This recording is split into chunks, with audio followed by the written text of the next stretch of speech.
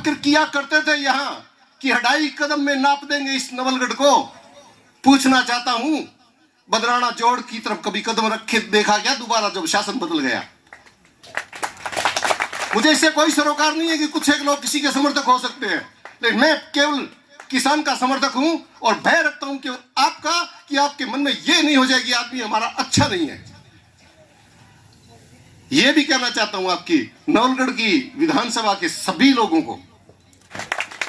मेरा भाई है आने एक बार मैं बीच में मैं बोलूंगा, लेकिन बाद में शुरुआत करेगा। गांव के मायने 2 आदमी लड़ता हुआ ना, जना एक दबंग आ रहे हैं, पूछ लेना के बात ही रे भैया, जना बस लड़ाई तो बंद कर दी, कोई बात को नहीं। फैक्ट्रिया में सिर्फ उपस्थिति यार दर्ज करवाई, बोले के भाव की बात चल रही है तो 6 लाख 22 लाख होगा, ये तो आर खड़ा हो जाए ना, 6 लाख 26 लाख होगा, आर खड़ा हो जाए ना, जना काम हो जाए। बन ओ बेरो है कि आंख काट लेंगा के बड़ा को नहीं है, आंख काट ली इतनी ताकत है आंख जनता की। राम राम साहब, ये तो किसान वाली सी राम राम नहीं है। राम राम जी।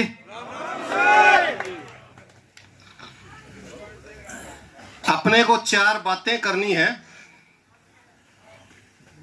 क्योंकि हमारी पैतृक भूमि के ऊपर फिर आक्रमण हो रहा है। हम आपस की बहसबाजी के लिए इकट्ठा नहीं हुए हैं, हम एक बात के लिए इकट्ठा हुए हैं कि एक व्यापारी सो रहा था रात को और उसके पेट के ऊपर से चूहा निकल गया। उसने अपने घर वालों को इकट्ठा किया, वो तो किया, लेकिन मोहल्ले वाले लोगों को इकट्ठा कर लिया। गांव के सभी लोगों ने समझाया कि एक चूहा ही तो निकला है। उसने कहा आज चूहा निकला है, परसों नेशनल हाईवे बन जाएगा, इसलिए समझ जाना बेरी के लोगों, आज ये केवल 35 किसान 70 किसान नहीं, आपके सारे एरिया को ये चुप विक्षुप नहीं कर दे तो मैं किसान का बेटा नहीं, समझ जाना आप लोग। मैं कौन हूं? आज मेरी साली का बड़ी बेटी का रिश्ता गुड़गांव में था। मैं जा रहा था, मदन सिंह जी का फोन आया। मैंने कहा नहीं जाऊंगा, इसका मतलब है कि मैं मेरे घर वालों का नहीं हूं। 8 दिनों से हम जनुथर में जाट आरक्षण की मांग कर रहे हैं। भरतपुर और धौलपुर के जाटों के आरक्षण की मांग इसलिए कर रहे हैं कि उनको बाहर कर दिया। उस कार्यक्रम में आज 11 लोगों का प्रतिनिधि मंडल आया, जिसमें मंत्री कन्हैया लाल जी और दिगंबर सिंह जी के बेटे शैलेश, उन सहित हम 11 लोगों को मिलना था। लेकिन समाचार फिर आपका आया, इसका मतलब मैं जाट महासभा की प्रति भी कोई ज्यादा भला नहीं हूं। लेकिन जब मुझे यह कहा गया कि किसानों का सम्मेलन है तो मैं एक मजदूर की औलाद हूं, मैं सिवाय आपके कहीं रह नहीं सकता। वो जाट भी हो सकता है, सुधार भी हो सकता है। सबसे पहले धन्यवाद दूंगा मदन जी आपको, जो आपको 2 जगह आपके कारण मुझे माफी मांगनी पड़ी, लेकिन आप लोगों का आशीर्वाद है तो ये माफी भी मैं मांगने को तैयार रहता हूं। मैंने मेरी जिंदगी में बहुत माफियां मांगी है। और साधुवाद देना चाहूंगा आप जैसे किसान के बेटे को, राजेश को बहुत लाड करता हूं। अगर आप सब लोग इस तरह अपने घर से पैसा लगा के काम करोगे तो ये बैठे हैं, न कोई जाट है, न सुथार लुहार राजपूत कुमार मुसलमान हिंदू बीजेपी कांग्रेस डॉक्टर मजदूर कुछ नहीं है, केवल किसान का बीज बैठा है सामने और किसानों के लिए एक हो जाइए।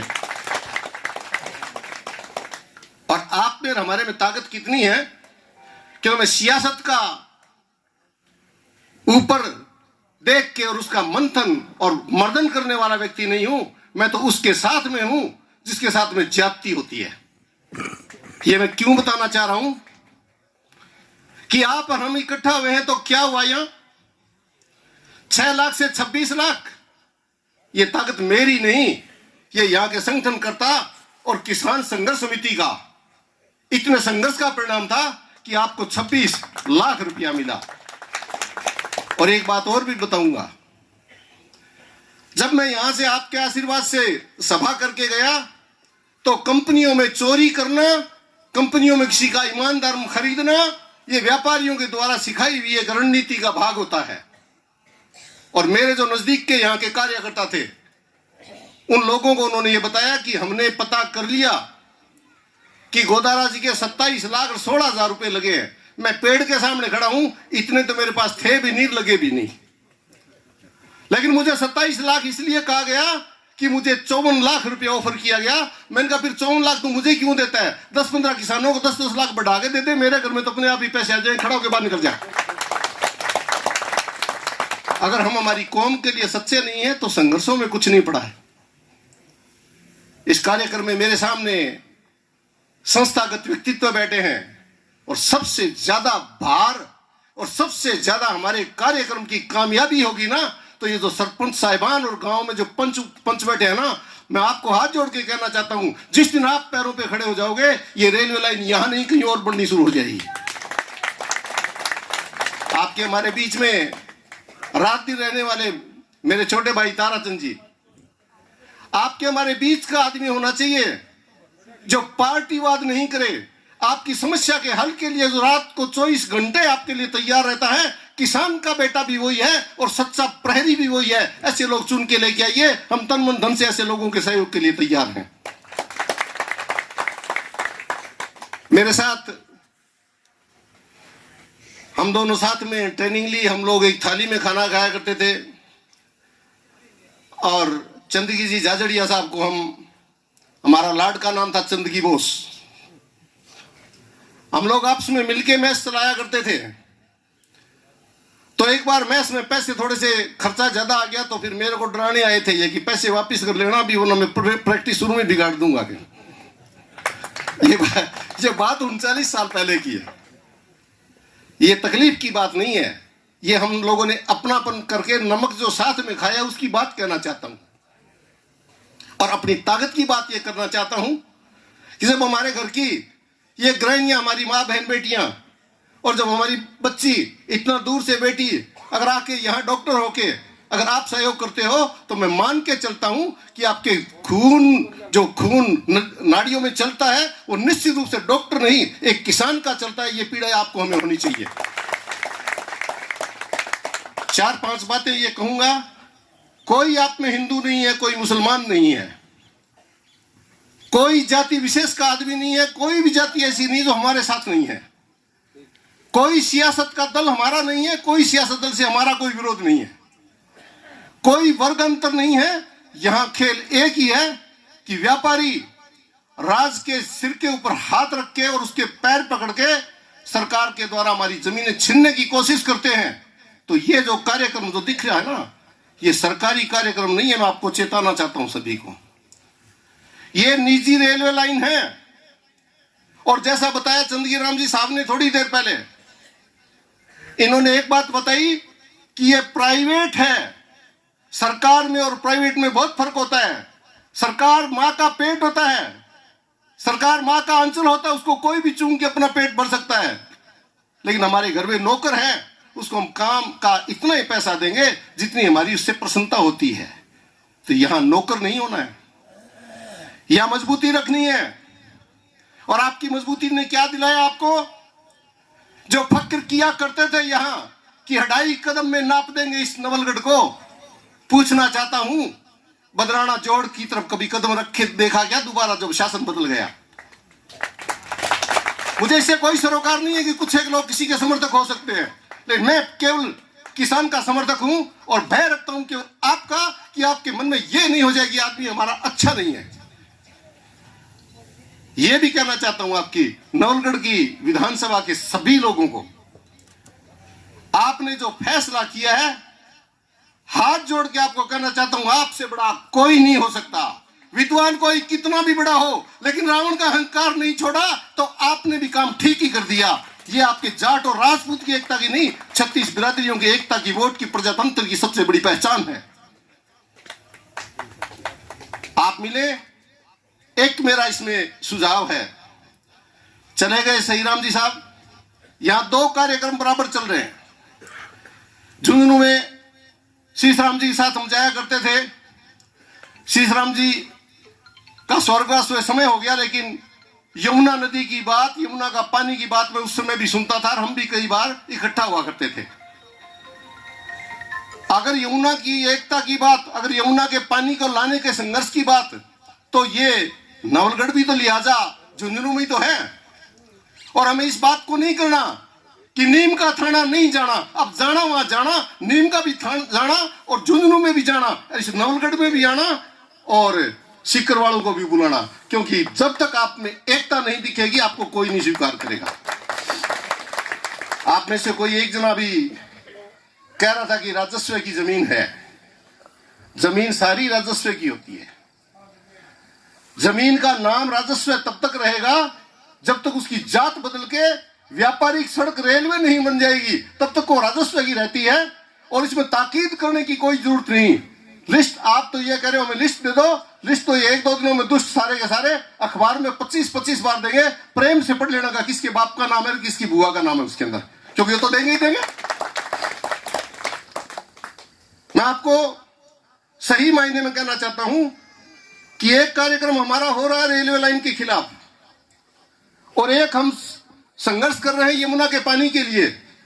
अगर आप बड़े लोगों को जस्ता हो, आप मुखिया लोगों को जस्ता हो, सरपंच साहिबानों को जस्ता हो, ओहदेदार पदाधिकारियों को जस्ता हो, तो इन दोनों प्रोग्रामों को साथ में मिला लो। यमुना का अगर पानी आएगा तो हम तो पहल कर रहे हैं ना कि झुंझुनू में अगर यमुना का पानी आएगा तो फिर यहां पानी क्यों नहीं आएगा। तो हमारे वाले की संख्या और झुंझुनू में यमुना वाले की संख्या जब मिल जाएगी तो 1 और 1 2 नहीं हुआ करते हैं। संघर्ष में 1 और 1 11 कहलाते हैं। आप अपनी ताकत को 11 गुना कीजिए। और मैं फिर से आपको कहना चाहूंगा, कभी भी मुखिया लोगों की 10-11 लोगों से कोई भला नहीं हो जाना है, इसे अन्यथा नहीं ले। 10-11 लोग वो बना दो जैसे यहां पहले विजेंद्र सुंडा ने काम किया। यही काम मदन सिंह जी कर रहे हैं, यही काम राजेश कर रहे हैं। 10-11 तो ऐसे लोग लो जो सबको फोन करते रहे। लेकिन मैं कहना चाहूंगा कि दोनों जिलों के तदर्थ समिति बनाओ, जिसको एडहॉक कमेटी कहते हैं, उसमें 200 और 300 आदमी लाओ। हमारे पास पेन कागज नहीं है क्या? जितने आदमी को सहयोग होगा इतना ही हमारी कामयाबी जल्दी होगी। बाकी ये काम क्या कर लेगा। और दिल खोल के कहना चाहूंगा, आधी रात जरूरत पड़ेगी, मैं आपके पास आधी रात आ जाऊंगा। आपकी हमारी एकता, अगर चारों तरफ किसानों की ये विरोध की भावना सरकार तक पहुंची, सरकार बहुत होशियार चीज का नाम हुआ करता है। सरकार को पता लगा कि ये शेखावाटी अपने पैरों पे खड़ी हो गई तो वीरों आपसे ज्यादा कोई मर्द नहीं है। आपके कारण तो ये देश साबुत है। अगर ये शेखावाटी नहीं होती, इसमें जाति नहीं, इसमें जाट मुसलमान राजपूत सुथार कुमार लुहार सभी बॉर्डर की रक्षा करते हैं तो हमारी बहन बेटी और धन दौलत हमारा सुरक्षित पड़ा है। ये शेखावाटी है।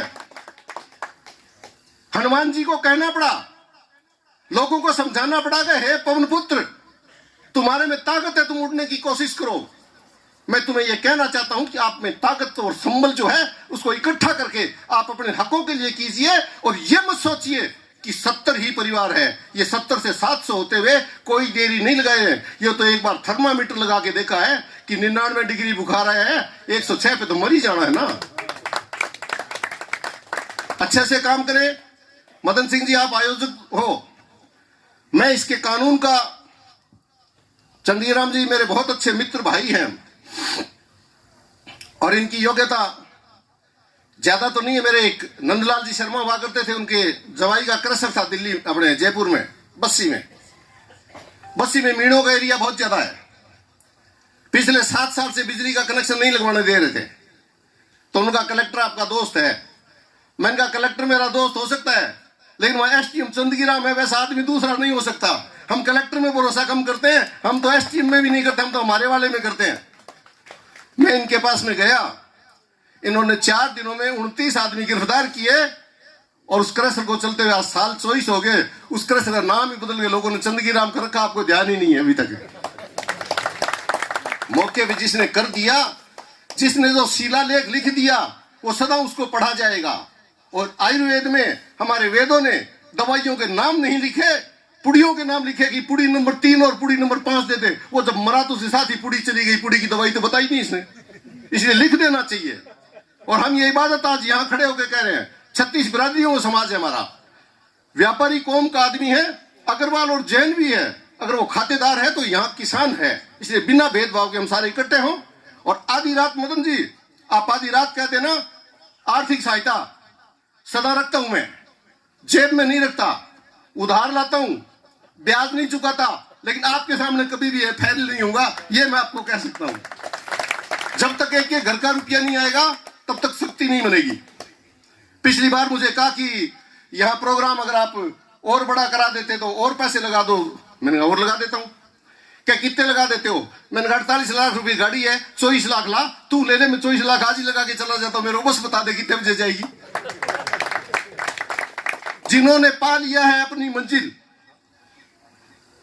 वो रास्ते के पत्थरों से डगमगाया नहीं करते हैं। गाड़ी घोड़े का काम आप तक पहुंचने का है। जो बस से आया उसी का भी इतना ही सम्मान है, और जो पैदल आया उसका उससे ज्यादा सम्मान है। बात यह होनी चाहिए कि वो हमारे बीच में होना चाहिए।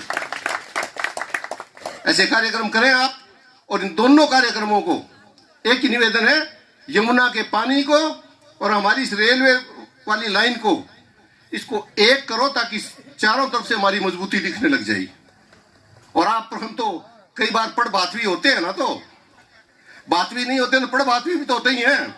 तो मिल लो दोनों आमने सामने पढ़ बातवी के रूप में। पढ़ बातवी हुई और बारात डरी गई कि भाई पढ़ बातवी बहुत ज्यादा है, और बारात है सरकार की। अच्छे आदमी हैं भजनलाल जी शर्मा। हम लोगों ने 27 सितंबर 2010 को जब धौलपुर और भरतपुर के जाटों के आरक्षण के लिए बात की, 39 गांव में मेरी मीटिंग थी। वो शख्स अभी सुन नहीं रहे, मैं उनकी पीठ के पीछे कह रहा हूं, 28 गांव में मेरे साथ गए। तो मैंने उनको कहा, गुरुवर ये तो प्योर जातिवाद का मामला है, आप तो हमारे श्रद्धेय गुरुवर हो, ब्राह्मण हो, आप क्यों समय दे रहे हो?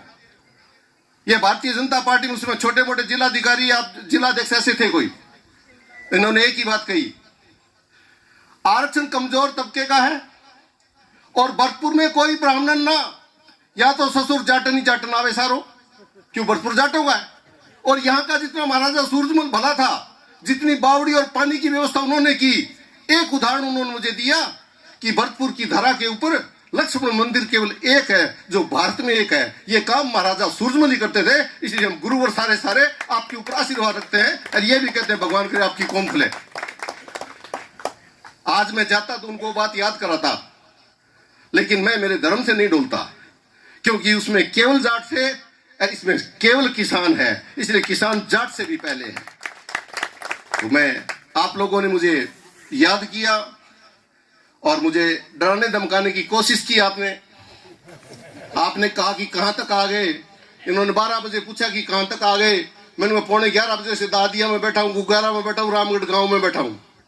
तब ये ठीक हो गए। मैं डरा नहीं आपसे, क्योंकि मैं गलती नहीं करता।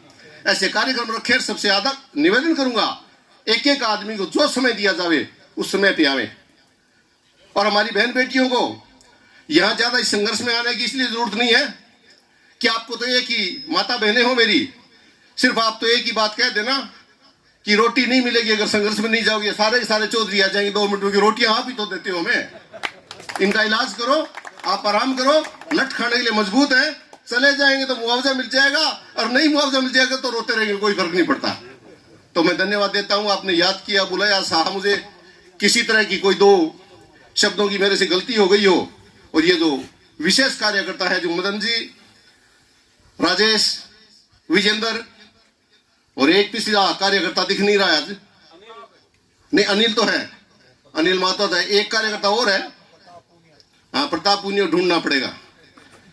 प्रताप पुनिया नहीं है, प्रताप पुनिया को ढूंढ के लाओ, क्योंकि हर आदमी की अपनी योग्यता होती है। कुछ कमियां मेरे में है तो कुछ तेरे में भी है, हाथ मिला के चल, मंजिल तक पहुंचना ही तो है, कोई बात नहीं है। सबको लाएं। राम राम माना साहब, नमस्कार।